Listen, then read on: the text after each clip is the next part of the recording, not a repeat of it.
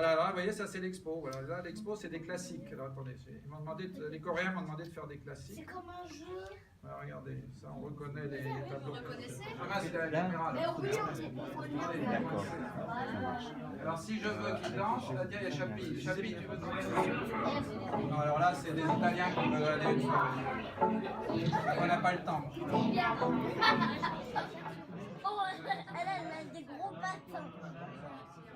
Participants qui sont tous des personnes, sauf certains invités, qui sont tous des personnes de cette association Virtual Ability. Donc, moi j'ai un autre avatar aussi. Et tous les gens qui sont là, à part les deux avatars, tous les autres sont des personnes que je connais, d'autres que je ne connais pas. Il y a une dame qui est du Maroc, il y a une dame de Tunisie, il y a des Sud-Américains. Bonjour, parce qu'elle nous entend. Hein. Bonjour. Bonjour. Voilà. Il est détenu par une société à but non lucratif, non-profit, aux États-Unis. En particulier ceux qui utilisent la technologie d'assistance, ou les personnes âgées, d'entrer et utiliser le monde virtuel comme Second Life. Pour les personnes handicapées et non handicapées. Qu'est-ce que les gens aiment faire dans le monde virtuel? Les mondes virtuels sont amusants. Nous allons discuter avec des amis de nombreux pays. Nous aimons la danse et la musique. Nous ne pouvons pas aller dans nos corps physiques. Malheureusement, je ne serai jamais la chance de visiter la France. Et la capacité d'interagir avec les gens comme la plupart des autres interagissants. Il est difficile pour eux de sortir de leur maison pour passer du temps avec les gens. Deuxièmement, les gens reçoivent des avantages significatifs de la participation dans les mondes virtuels. Troisièmement, la participation dans les mondes virtuels permet aux personnes handicapées de réaliser leur potentiel dans un environnement favorable. Ceci est mon message le plus important. Second Life est un monde virtuel, mais les gens d'ici sont réels. Les gens qui étaient en son live pouvaient assister à un concert de jazz.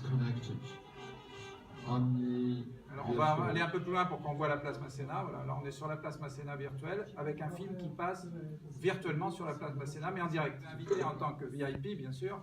Et j'ai découvert, tu m'as dit, donc tu m'as autorisé à le dire ici, mais tu m'as dit que tu avais une sclérose en plaques, ce que j'ignorais. Et donc, c'était intéressant aussi que tu nous dises ce que représente Second Life pour toi, et justement le fait que ce n'est peut-être pas non plus la maladie elle-même qui te représente dans Second Life. Et je pense que c'est vraiment un outil assez extraordinaire. Moi, je l'utilise exactement comme un espèce d'immense réseau social en 3D, dans lequel je fais des tas d'expérimentations, à la fois pour l'Europe, au niveau éducation, au niveau art. On fait l'expo tous ensemble, là, on a un grand festival de l'art digital.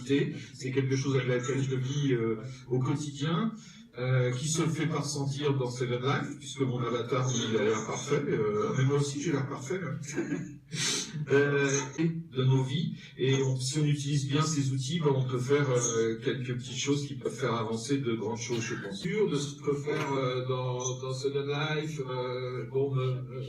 c'est un grand courant. Moya a été, il faut le dire, un des premiers à vraiment cultiver l'art dans Second Life et le mélanger avec la réelle. C'est toujours cette espèce d'aller-retour que l'on peut faire et qui fait qu'on s'aperçoit que ce sont des outils exactement comme tout autre outil qui nous permet de créer, que ce soit de l'impression 3D ou des choses de ce genre. Vas-y, Chapi. Voilà, on est rentré dedans. On est rentré dans la sculpture.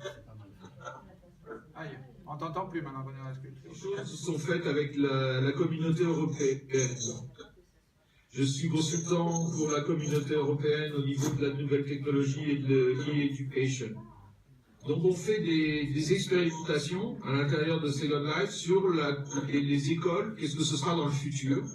Et différentes expérimentations autour, il y a une salle, une classe pour la musique, une classe pour les enseignants aussi, leur apprendre à comment organiser une salle de classe, etc.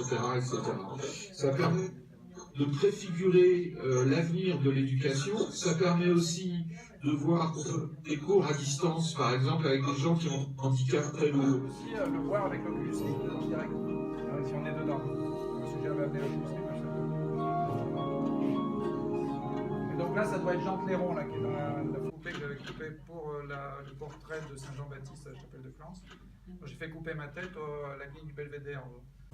Ils se révoltent d'ailleurs, parce qu'ils en ont marre de l'Avatar. Parce que l'Avatar rencontre des spectateurs et eux, ils sont fixes. Qui est venue, des Italiennes, qui est venue visiter l'hôpital. Et une directrice d'hôpital japonais aussi qui est venue. Et ça fait qu'en 3D, ça m'a coûté une fortune pour acheter les droits des instruments. Et là, j'ai pu acheter tous les instruments dans Second Life, plus les gestes. J'ai simplement pris un violon, j'ai posé mon bonhomme avec un violon. J'ai changé la tête, mais non, la tête est une tête de bouillon. Et ça m'a permis de faire une affiche avec très peu de moyens.